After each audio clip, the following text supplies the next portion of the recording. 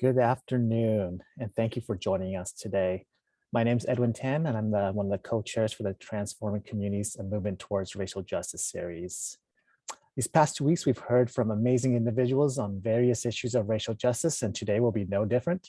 Our goal in this convening the series has been to gather the larger community to reflect, discover, and act on issues of racial justice.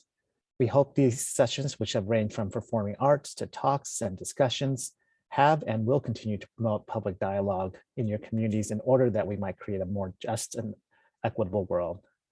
A couple quick announcements before we start today's session. If you have any questions, please use the Q&A function in the Zoom toolbar below. And you can also turn on your closed captioning function using the live transcript button in the Zoom toolbar. It is now my pleasure to introduce to you today our session facilitators, Dr. Yvonne Kwan and Philip Nguyen. Dr. Yvonne Kwan is currently an assistant professor of Asian American Studies and the former co-chair of the Asian Pacific Islander Desi American Task Force at San Jose State University. And as the former director of the Ethnic Studies Collaborative, Dr. Kwan has led efforts on the implementation of the California Ethnic Studies graduation requirement for the California State University system. In 2021, Dr. Kwan was the lead organizer of the Southeast Asian American Studies Conference. Her research explores how social trauma may not be verbalized or articulated, but yet children of survivors can still develop the capacity to both identify with and experience the pain of previous generations.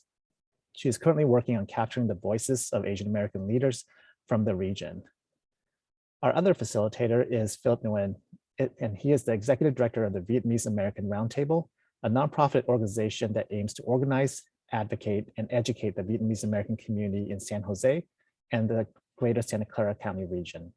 He has been involved in Southeast Asian and Asian American voices through his department.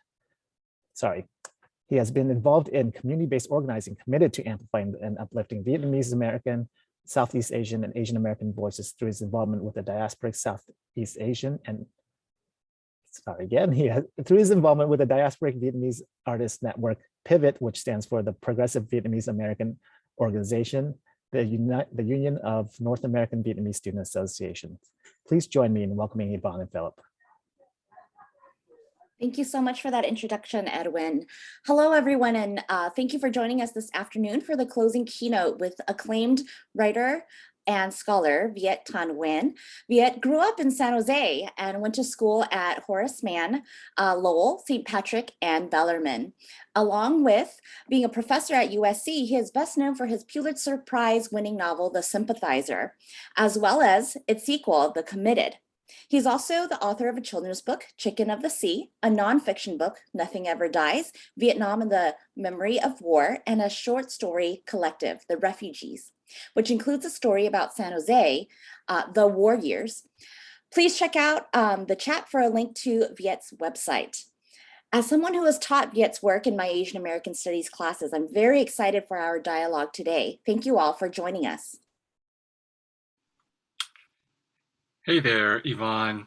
Such a pleasure to be here. Hi, everybody out there at San Jose State University. It's nice for me to do this sort of virtual homecoming because I did grow up in San Jose. And of course, the keywords of the conference on transforming communities, movement, race, and justice have all been very important to me in my life, my education, my career as a writer, and in terms of what I talk about in my essays and my speeches. But you know, the roots of the importance of these words come from growing up in San Jose, California in the most important decade of my life from 1978 to 1988. And in fact, I grew up very close to San Jose State. I grew up on South 10th Street, right next to the 280 entrance ramp. And much of my other time was spent at my parents' grocery store, the Saigon Mui, on Santa Clara Street, right across the street from what is now San Jose City Hall, and St. Patrick Grammar School, a few blocks south on Santa Clara Street, and what was then called the Martin Luther King Jr. Library on West San Carlos Street, where the convention center now stands. So those 4 points defined the quadrant of my life for a decade, and San Jose State University was right there in the middle of it. So I want to start by telling you a story about how we came to the United States. We were refugees from the Vietnam War in 1975. And when we came to San Jose starting in 1978, and we opened perhaps the second Vietnamese grocery store in San Jose, which I think is what you're supposed to do when you're pursuing the American dream and fulfilling the stereotype of the model minority. So it was kind of a shock to me when I was about 10 or 11 years old, walking down the street from my parents' store and seeing a sign in another store window that said, "Another American driven out of business by the Vietnamese." And I was too young to really understand, I think, fully what that sign meant. But I did understand that what was going on was that the Vietnamese refugees had come into San Jose, come to downtown, and opened up many, many businesses, including my parents. And they were doing that because no one else wanted to open businesses in downtown San Jose. But I thought about this unknown person who put this sign in their store window. And I wondered if this person knew that my parents worked 12 to 14-hour days almost every day of the year in this store. I wondered if this person knew that my parents had been shot in their store on Christmas Eve. I wondered if this person knew anything about my parents and what they had been through to become the people that they were and to get to the United States. And of course, the person who put that sign in the store window did not know any of these things and did not care to know any of these things. That person didn't see my parents as Americans, which might be fair enough because my parents didn't see themselves as Americans in 1978. But this person also didn't see my parents as human beings. And I think the saddest thing about this experience was that I internalized that sign, which is also a story. And so what happened was that a few years later, I would go to Bellarmine College Preparatory, which was mostly a white high school at the time. There were some of us who were of Asian descent. We knew we were different. We didn't know how. And the only way we could put our difference into words was that we would gather in a corner of the campus for lunch every day, and we would call ourselves the Asian Invasion. That was the only language we had for ourselves, a pejorative, racist terminology. And the irony of it all was that we had not invaded the United States. Asians have never invaded the United States. The irony was that the United States had invaded our countries. Or if invasion is too strong of a word, occupied our countries, invited itself into our countries. I'm thinking here of places like the Philippines, Korea, Laos, Cambodia, Vietnam, and if we include the Pacific Islands, Hawaii, Guam, Samoa. So basically a big part of the Pacific and East and Southeast Asia. And if you think about the fact that the Middle East or West Asia is also a part of the Orient, it's the original Orient in the British and French imagination, we've continued invading countries in Asia up until the very present. So here we are in this complicated history as refugees in this country, fleeing from an American war and coming here and becoming a part of this American dream and fulfilling the stereotype of the model minority. Well, I think we all know that every stereotype, no matter how good or positive, always comes with its reverse. And obviously in this case, with the model minority, we're talking about the Yellow Peril stereotype. And that is exactly what this person who wrote that sign and came up with this story was drawing from, this Yellow Peril stereotype. And in the last 18 months, we've had a very vivid illustration of how enduring the power of the Yellow Peril stereotype is, how deep the well of anti-Asian feeling is in this country, as we've seen with the previous presidential administration, calling COVID-19 the China virus or the Kung flu, and inciting all kinds of anti-Asian sentiment, from just the rhetorical to the violent and the murderous. And there is, as tragic as these incidents have been, there's nothing new about them. I'm coming to you from Los Angeles and just a few miles away in downtown Los Angeles in the late 19th century, a mob of several hundred men murdered 19 Chinese immigrant men and boys in one of the worst incidents of anti-Asian violence in the country's history, but certainly far from the only incident. Anti-Asian feeling has been with us since the beginning of Asian immigration, mass Asian immigration in the 19th century, and it continues into the present. So one of the things that we have learned as Asian Americans is that anti-Asian violence is predicated on this idea that we who are Asians in this country are forever foreigners, never quite belonging. And so we came up with this idea and the name of being Asian American as a way of claiming America, as a way of saying that we belong to this country. And of course, we do belong to this country.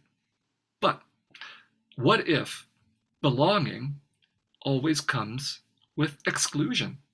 I think about how we refugees and immigrants have been lucky to make it into this country, into this very exclusive club.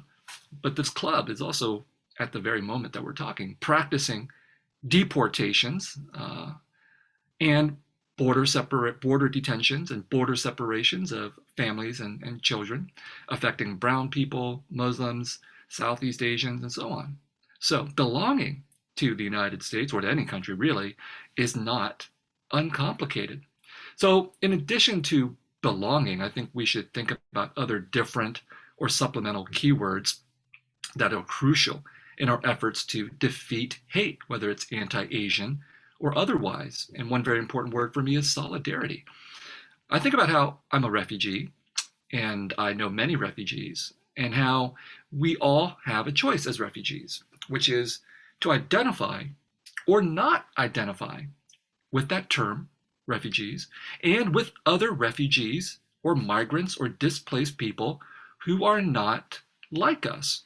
Now, some refugees who have made it into this country would say no, they don't identify with other refugees. They want to close the door behind them in a very tried and true American tradition. But connections with others are crucial. I think about how Japanese Americans, for example, were imprisoned in what Franklin Delano Roosevelt called concentration camps before it became unfashionable to use that term. And Japanese Americans rightfully demanded reparations and an apology from the United States for what was done to them. Now, if you're Asian American and you believe that reparations is justice for Asian Americans, you should also believe that reparations would be justice for Black Americans as well. And so it is heartening to see that there are some Asian Americans who take that position and many Japanese Americans who support this idea of reparations for Black Americans. And I think the lesson here is that we aren't anti-racist unless we're anti-racist for everybody. Otherwise, we're just being self-interested. And when it comes to anti-Asian hatred and violence, we have to fight not just against anti-Asian violence and hatred, but we have to fight against all forms of injustice. And to put it more broadly, why should anyone stand up for us, whoever we are, if we don't stand up for them?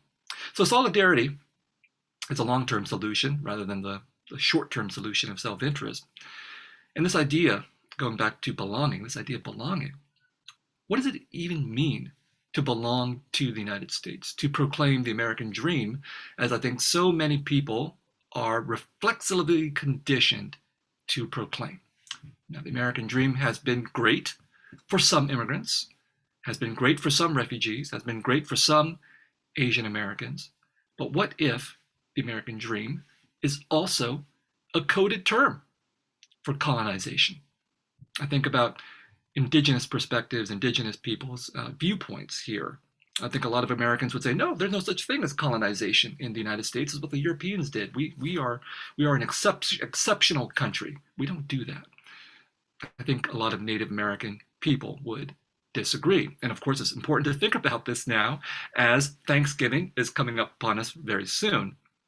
A few years ago, I wrote an essay for the New York Times talking about Thanksgiving, and I said, hey, it's a great time to celebrate your family and to express gratitude for whatever it is that you have, but it's also a celebration of genocide. And what I learned from reading the comments in the New York Times article from readers is that you should never fuck with white people's Thanksgiving. Big no-no. They do not want to have their warm, wonderful holiday contaminated with history. But it's not just a white person's issue when it comes to Thanksgiving and colonization and dispossession. I think, in fact, my belonging as an Asian American, as a refugee in this country, is based on indigenous dispossession. If we belong to this country, we own everything about this country. That includes anti-Black racism. That includes the colonization on which this country was founded. That includes the genocide that made this country possible. And that includes a very long history of imperial warfare from the very beginnings of this country to the present. So we can acknowledge how some of us might profit from some parts of the United States and also be damaged by other parts of the United States. And from there, we can have an understanding not only of our possibility, all the good stuff about being an American, about being an activist and so on, but we should have an understanding of our limits and our contradictions as well. And from there, from that position of hopefully humility, we can have empathy for others. And this leads to what I think of as a complicated solidarity, not a simple solidarity where everybody gets along in some kind of a coalition or an alliance, but a complicated solidarity where we recognize these contradictions that might bring us into tension, because only by recognizing these contradictions can we actually move forward. And so one of the key words of this conference is a movement. And a movement is, for me, not just a movement forward, but a movement that is always a work in progress. Another key word, transformation. I think about how all of us who think of ourselves as activists in one way or another are engaged in social transformation. We believe the country should be better. We believe the country needs to be transformed, but I don't think social transformation is possible without self-transformation, that we have to look within ourselves, whether it's our individual selves or our local communities, and see that almost inevitably we need to change. There might be blind spots, there might be things we don't understand about ourselves, there might be these difficult contradictions we have to address directly. And so movement and transformation begins with solidarity with the unwanted, the marginalized, the victims of injustice, and involves extending kinship from our own, whatever our own community is, extending kinship from our own to others, to bring the far and the feared closer to us until they are the near and the dear. I think if it's possible to hate those people you've never met, then it's possible to love those people you've never met as well. So again, I go back to that sign in that window, another American driven out of business by the Vietnamese, and I realize that it's not just a sign, it's a story, and it's a very old story about fear and hate, an exclusionary, demonizing story about who belongs and who doesn't belong to the United States of America. And what that means is that stories are very powerful. They're very visceral. They can save us and they can destroy us. So we have to know what kinds of stories we want to tell about this country. Stories that can hopefully move us from hatred, fear, and exclusion to belonging, love, and solidarity. And I have hope that I'm not alone in believing that our struggle for emancipation, liberation, and justice is not just for ourselves, but for everyone. Thank you.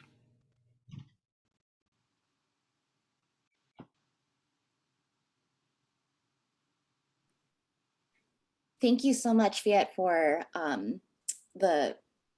okay, it's spotlighted now. All right, thank you so much for that. And I think what you've said is going to seed a lot of conversations that Philip and I have been thinking about, I think, quite extensively. And again, we want to encourage folks to put your questions in the Q&A rather than the chat, so that we make sure that we are able to get to your questions and then it doesn't get lost in the chat. So please make sure to do that. Philip, do you want to go ahead and start us off? Yeah, thanks for that, Yvonne, and thank you, Viet, for your remarks this afternoon. Good to be with you here again. And I think, you know, as we're speaking to San Jose State University's community, we're also speaking to the broader San Jose, South Bay, whoever it is that's joining us today on Zoom community. And I really think that this idea of a complicated solidarity that you bring up, the way that we acknowledge contradictions and tensions as a part of this movement in progress, gets us to think about, you know, what are the action steps that we can take. I think oftentimes there may be limitations in the academy, and being, you know, having been born and bred, or not born, more bred from the Vietnamese American community in San Jose, could you speak a little bit to that experience and maybe the generational difference with some of the elders that you've encountered in your work or through your work or represented in your work? Well, I think that I grew up in this Vietnamese refugee community in San Jose, and that means that there's a lot of Vietnamese refugees here in San Jose. And I had a very intimate, relationship with that community, going to church every week, Vietnamese church every week, going to Vietnamese festivals and celebrations and all of that kind of thing. So I think one of the things that was fairly obvious to me was that the older generation, whether it's these Vietnamese refugees or any kind of immigrant or refugee community, tends to be pretty insular for good reason. They want to hang out together, they want to build their community, they want to speak their language. And that means that their worldview is oftentimes a worldview that is going to be quite different than their children and grandchildren who grow up in the United States, who have no choice but to interact with the larger environment around them. And so I think obviously what the conundrum that we're faced with as a younger generation is that we do want to respect our elders and what they've been through and all of that. They deserve that respect and acknowledgement. At the same time, I remember, going to these community functions and listening to these elders speak, and they were almost always men. That's a problem, all right? And that they would just never shut up. So yeah, I want to acknowledge and respect your perspectives, but come on, you're just talking and talking and talking. And at some point, it's necessary for changes to take place and for a younger generation to step up. And I say this again with this position of humility, knowing that there are people younger than me who are like, this guy won't shut up. When do we get to speak? When's our turn?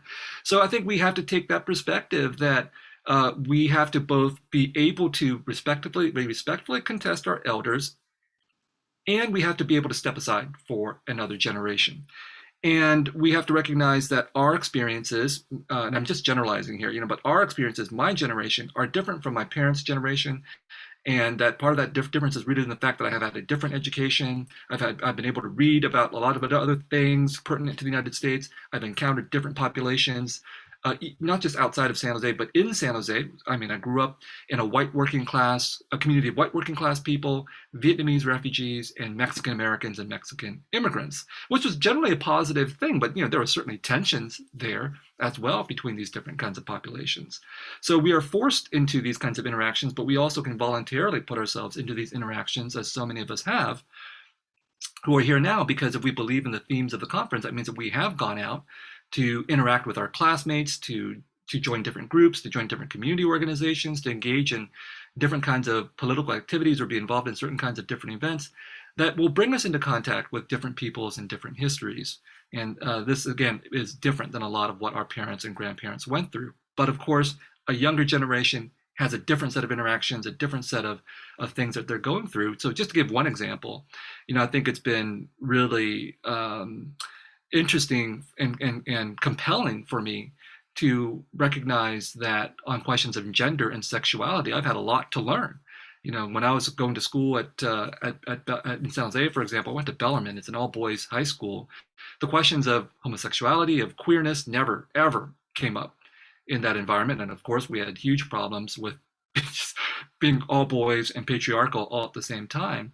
And now the generation that goes to that school is open and frank about discussing queerness and homosexuality and trans issues. The newer generation has forced us in a very positive way to confront a different set of coordinates than many of us, not all of us, but many of us never even thought about in our younger time. So I think all of this is positive, that being challenging others and being challenged is positive. And of course, it's hard to challenge others sometimes, but it's also hard being challenged. And I think we need to be open to both of those possibilities.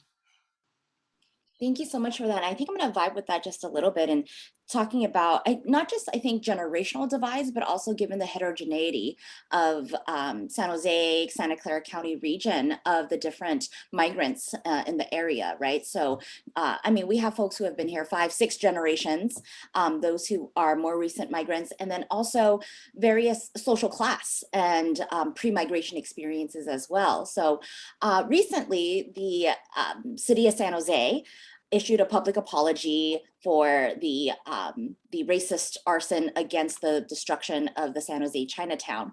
And one of the things that recently that has also been cited as a look, San Jose's has done so much, right? We're finally recognizing this like racist history of ours.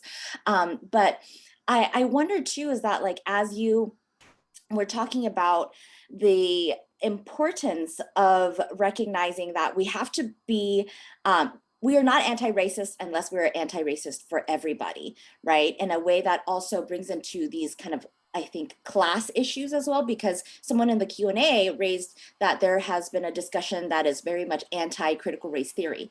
But per an email that was sent out from the vice mayor of Cupertino, Lang Feng Chow, who said that critical race theory is too limited, it's only cares about race, which then clearly demonstrates to those of us who do critical race theory that people don't know what it is, right, whatsoever, right?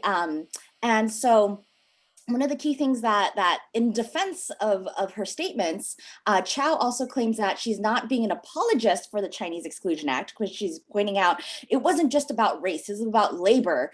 But in doing so, she is also highlighting that, you know, Americans are just protecting their labor interests then and now, right? So inadvertently, it's kind of this like, oh, let's talk about anti-Asian hate and anti-Asian racism, but also reifying these narratives that continue to be quite blinded to, I think, the intersectional and heterogeneous experiences across not just APIDA groups, but also other communities as well. So I'm thinking about this in terms of your discussion of war and refugees.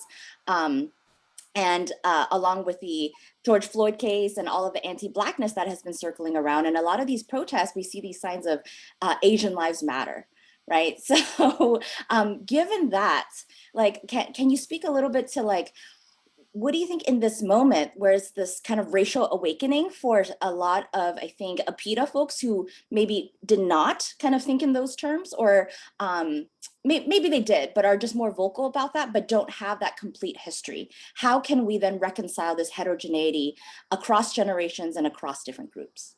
Wow, that is a very long and complicated question.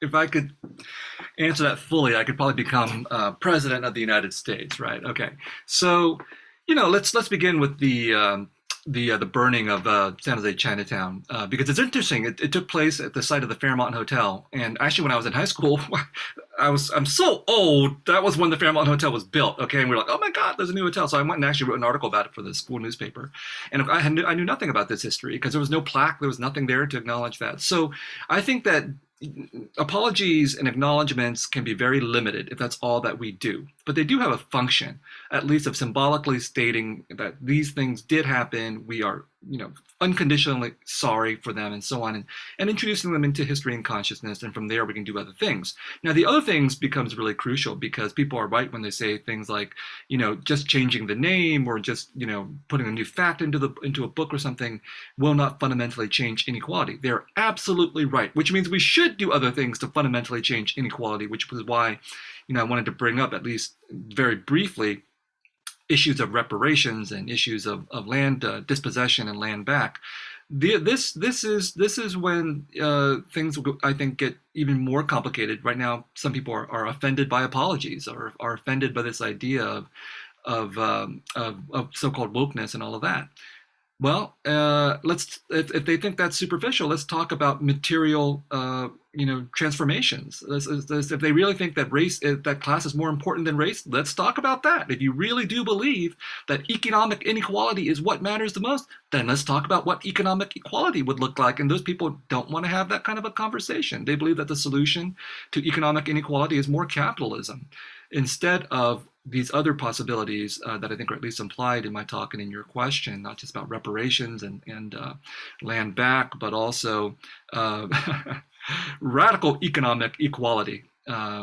So the example of the Cupertino vice mayor and her analysis, which I think I looked at very, very quickly, performs this kind of a gesture that we've seen often before, which is to try to separate race from class and to say that class is more important than race. Which I think no matter who puts that position forward, because that position can be put forward by conservatives who then say we should have free market reforms, or it can be put forward by radicals and Marxists who say therefore we should have a proletarian redistribution of income. Either position on either end of the spectrum, I think, is wrong, because what we have to recognize is that, as you imply, all these things happen simultaneously. You use the term intersectional, for example. You can talk about being simultaneous. the examples that I brought up in the keynote about how I believe that the foundations of this country are on colonization, genocide, enslavement, and war, means that, in fact, all these things happen together at the same time. You can't talk about race and class separately when, in fact, people benefit from or are exploited by their race and their class and their gender and their sexuality or their nationality or tribes in the case of Native peoples. So all of this is happening simultaneously. So for the Kupati mayor to say we should really recognize these issues of economic inequality and the function of Chinese immigrants in the place of the American imagination is only partly right. Of course, it was economic in its fact economic. It was part of economics that drove the Exclusion Act, but it was also simultaneously racism as well. And so the current fervor over critical race theory is, I think, another manifestation of this idea that we're going to try to isolate all the many problems of the United States into one idea, in this case, race, and then turn that into either the only possibility of liberation, as some people have done from another perspective, or as this kind of sign of demonization that threatens the entire country. You know, I've read some of the articles that are written by neoconservative pundits about critical race theory, and they're drawing a line from this idea of an academic theory to the total destruction of the United States. And it's ludicrous in a lot of ways because there's so many logical leaps that are taking place that aren't actually justified. But the point here is that, in fact, what's happening with critical race theory is a repetition of and an enlargement of something that was happening when I was younger, which were the so-called culture wars of the 1980s and 1990s, when some people thought that political correctness, that was what we called wokeness back then, and multiculturalism, which is what we called critical race theory back then, was threatening the country.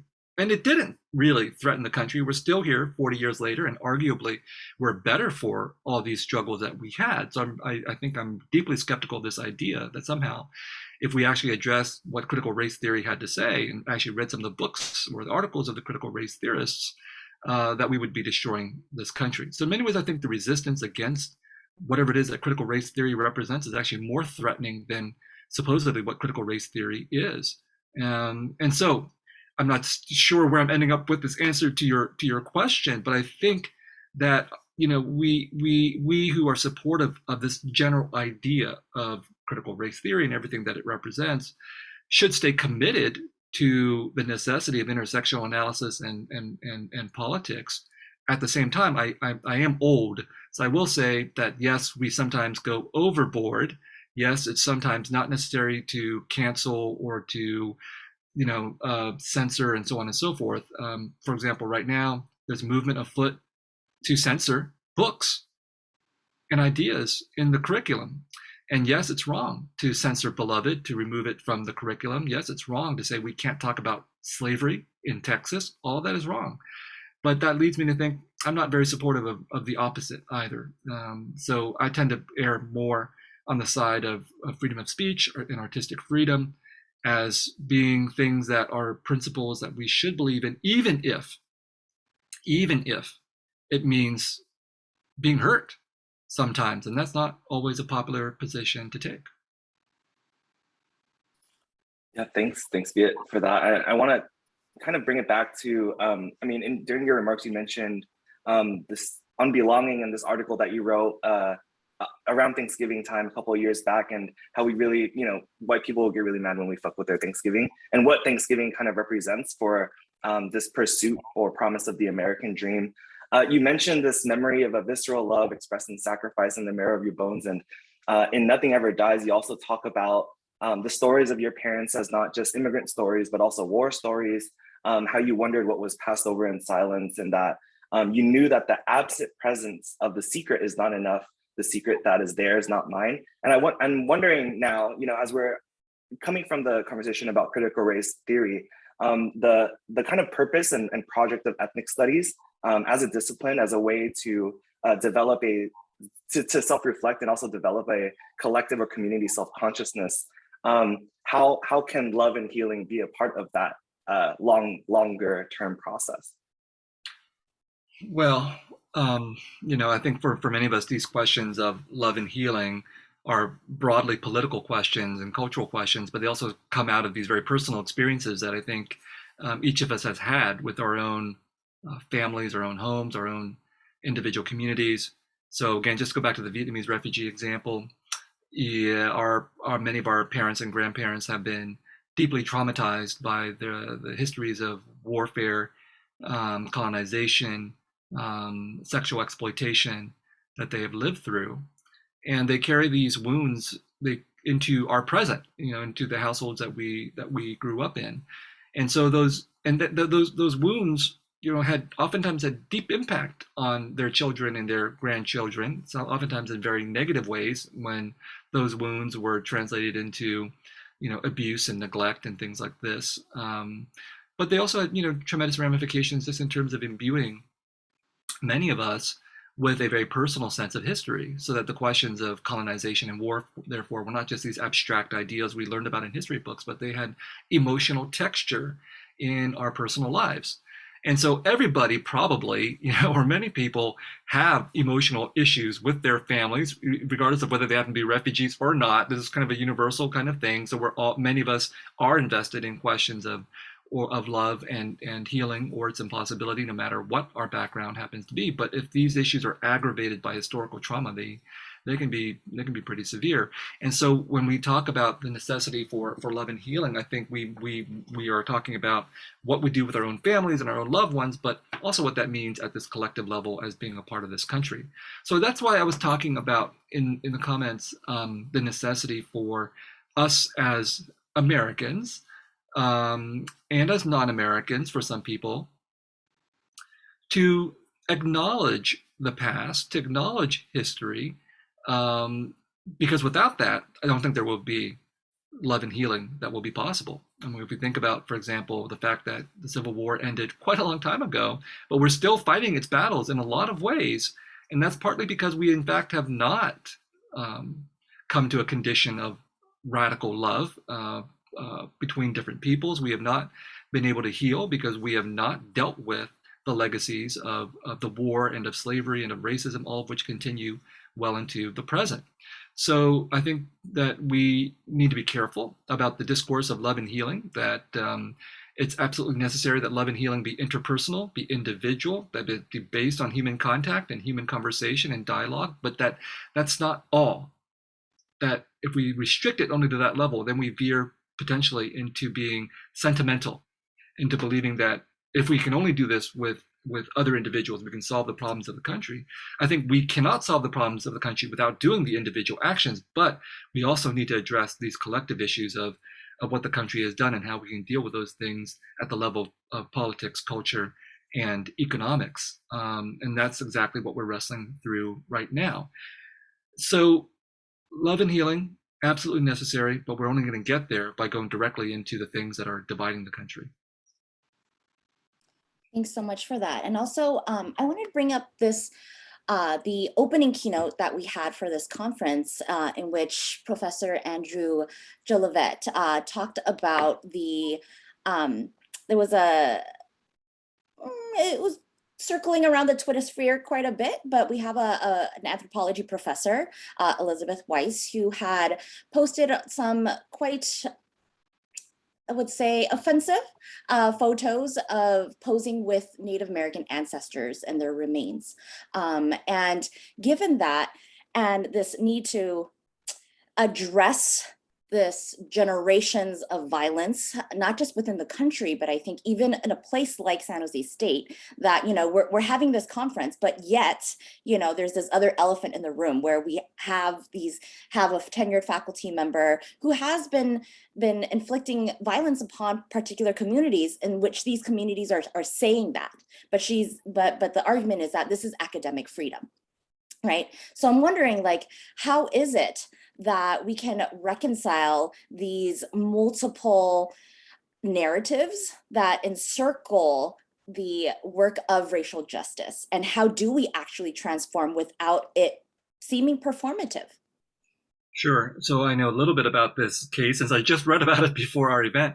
And of course, it's not that unusual of a case in its broad outlines. And I think, in fact, the issue of academic freedom is happening exactly as it should. She got to say what she wanted to say. She published a book with a university press. She's asserting her position, and the rest of the academic community at San Jose State and elsewhere in the United States has responded very, very vigorously.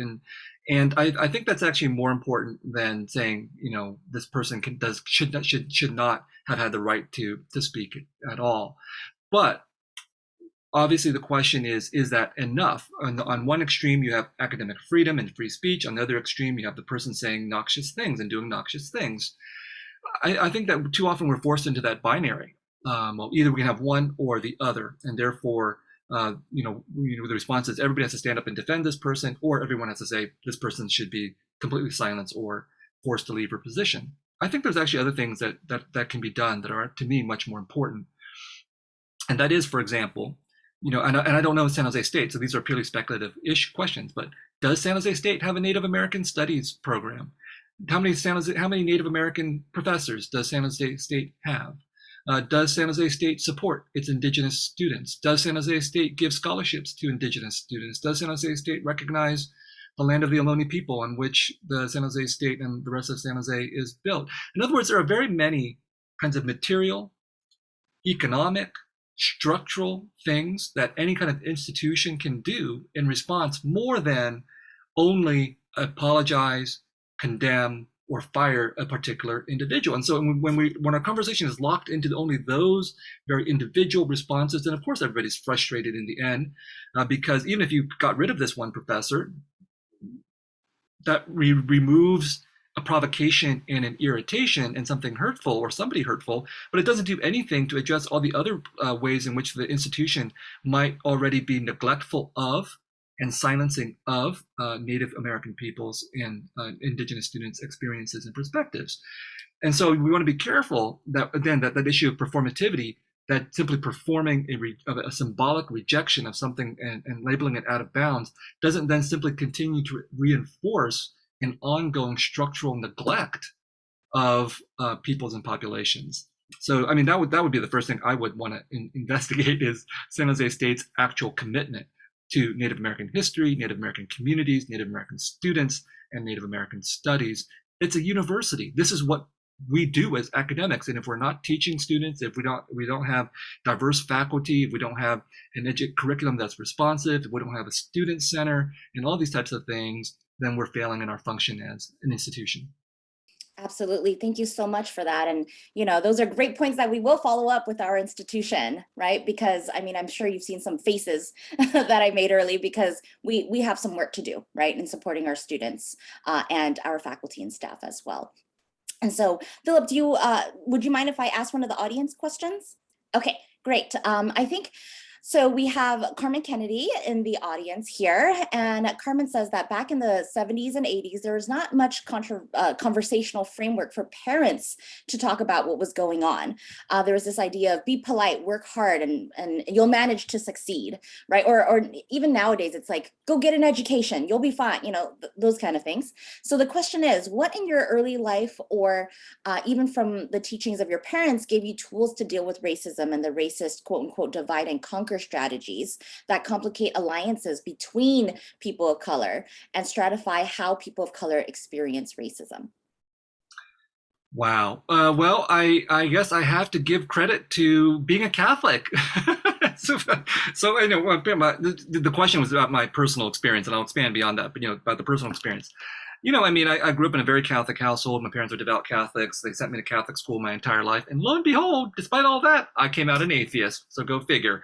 But part of the Catholic education, I reject the Catholic Church. I reject Catholic hierarchy. I reject so many things about being a Catholic. But one of the things that I did that did seep into me was the moral, political, and revolutionary framework of Catholicism. That my Jesus Christ is the Jesus Christ of revolution, the guy who would go into the temple and knock over the table of the moneylenders and piss off the Pharisees and things like this. He was a rebel. He was a revolutionary. and he got crucified. I mean, that's the Jesus I'm interested in. And I went to school at Bellarmine, and the Jesuits, at least my Jesuits, thankfully, have tried to make up for their own difficult past and gave us a very relatively progressive education based on the principle of being a man for others. So I guess we can bracket the man part, but anyway, being for others, and I absorbed that principle. And so, I mean, part of the talk today was about the principle of things, that it's not enough to be self-interested in the sense of saying, well, if this is bad for me, I'm opposed to that. That's okay. I mean, that's a start. But the principle of being opposed to injustice anywhere you see it is what is crucial. And I think that's what I absorbed from my Catholic education, the principle of being opposed to injustice and being for others. And so that doesn't mean that there wasn't a lot of learning to be done, though there's so much learning on my part to be done. I mentioned, for example, this question of gender and sexuality, which are can be hard to deal with when you're a Catholic boy raised in an all-boys environment. But also, I had to go to Berkeley. I had to take ethnic studies courses to teach myself more.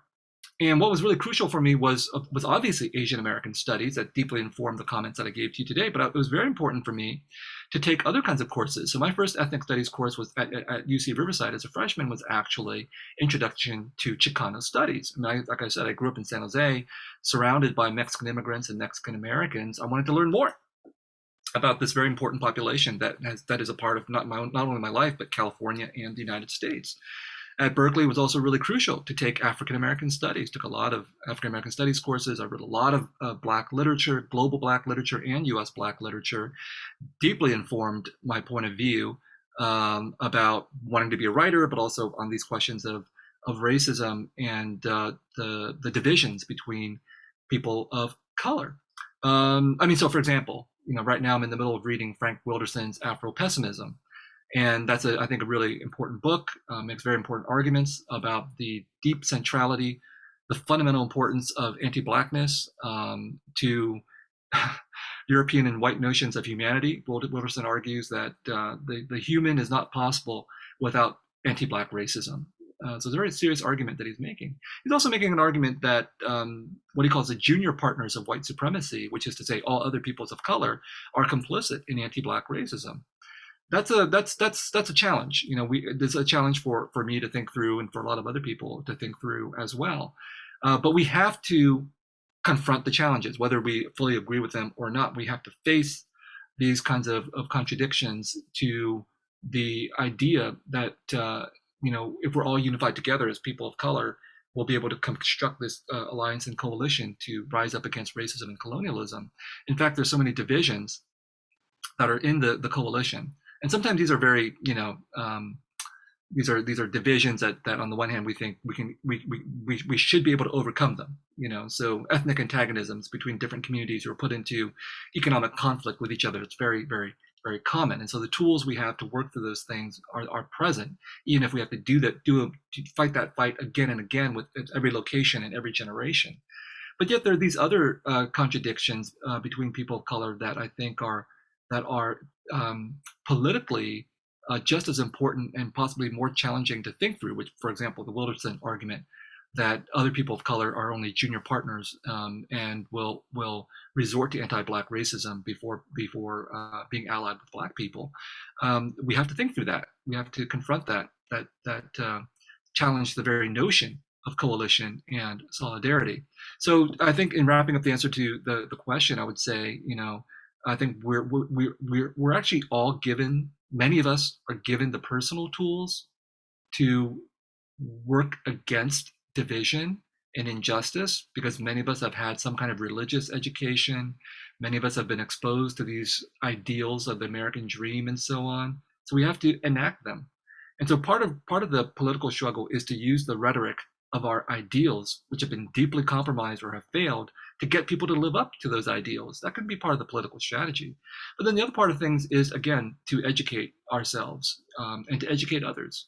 And that's where I think, as I said about the generational challenge, it's important to acknowledge that we don't know everything, no matter who we are, and that we have to listen to the challenges that are being posed by us. In my case, I give the Wilderson example, and I give the example of younger generations. But I think all of us are probably always running up against moments where we don't know enough.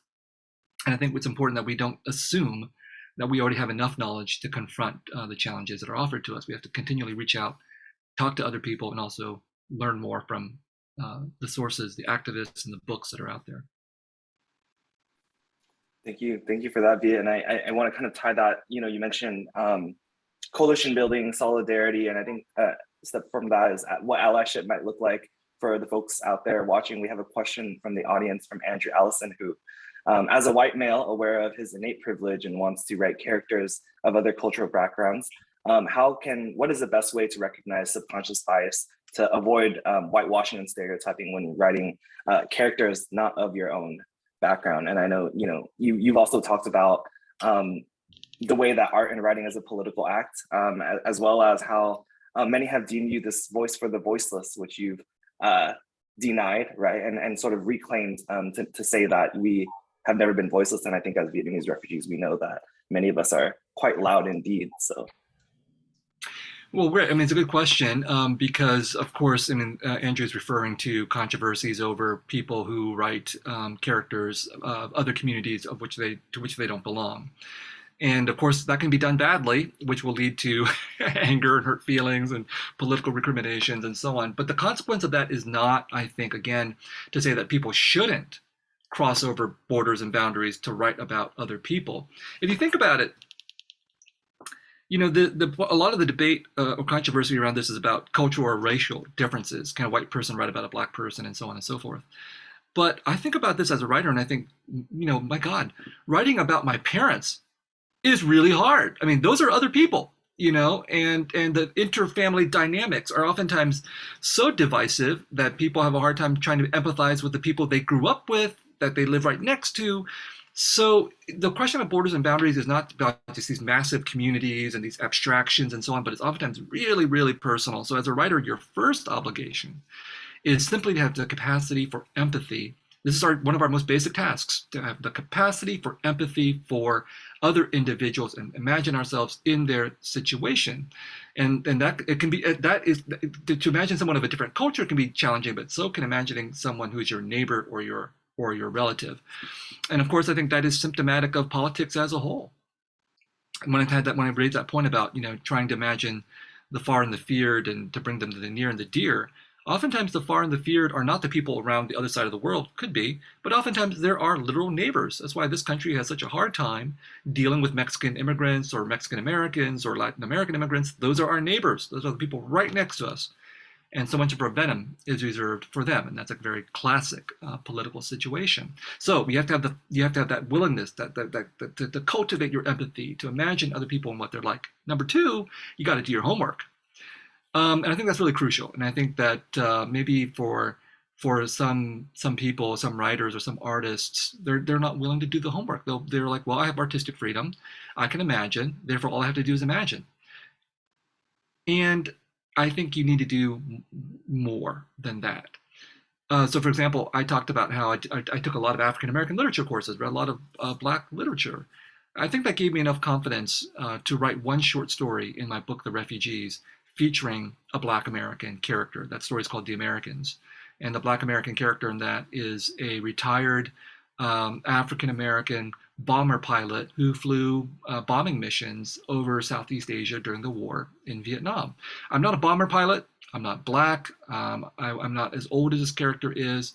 And yet I felt that I knew enough about Black history, Black culture, Black politics to write one short story. I don't know about writing an entire book, but at least one short story from this point of view. And I haven't been criticized about it so far. So I think hopefully that story worked.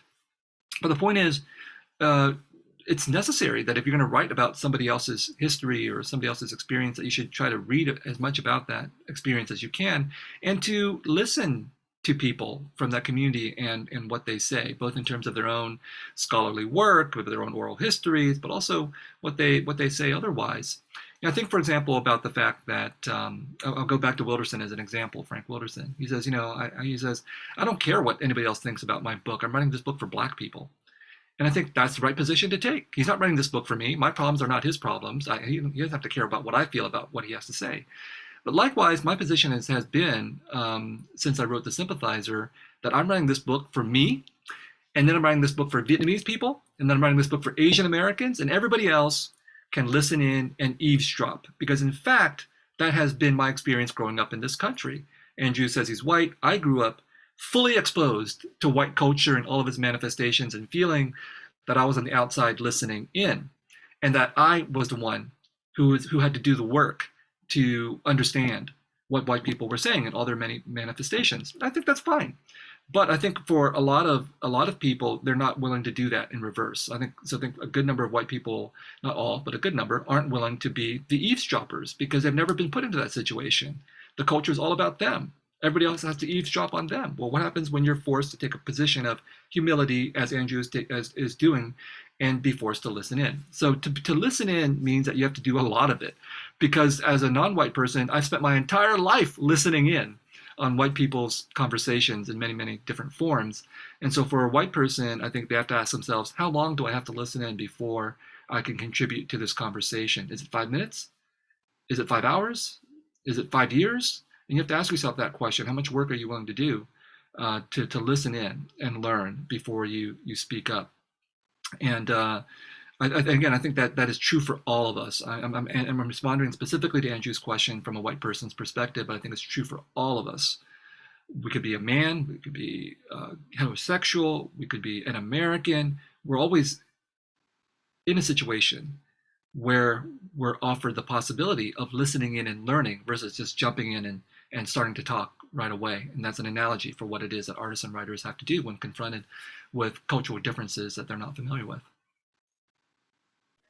All right, thank you so much for that. And I think I want to probably just echo what the audience and what my colleagues here are thinking, but thank you, Viet, thank you, Philip, thank you everyone for this wonderfully generative dialogue. Before I hand it back to Edwin to close, I want to point out that Viet's expertise shows us there's a whole genealogy and training to the field of ethnic studies. Just because one is a person of color or teaches about race does not make one an expert in ethnic studies, because with the recent support through K through 12, CSUs, I think community colleges, a lot of folks have been like, hey, I'm suddenly an ethnic studies scholar, right? And all of this is that I want to point out that it also goes beyond particular types of silos. Right. And it is important to examine these critical intersections across Black and African American studies, Latinx, Chicanx studies, American Indian studies, so on and so forth. So as the program coordinator for Asian American Studies here at San Jose State, I hope to see more of support for these timely and important fields and the centering of voices of experts from these fields here at San Jose State and also beyond. So again, thank you so much, Viet, for joining us this afternoon.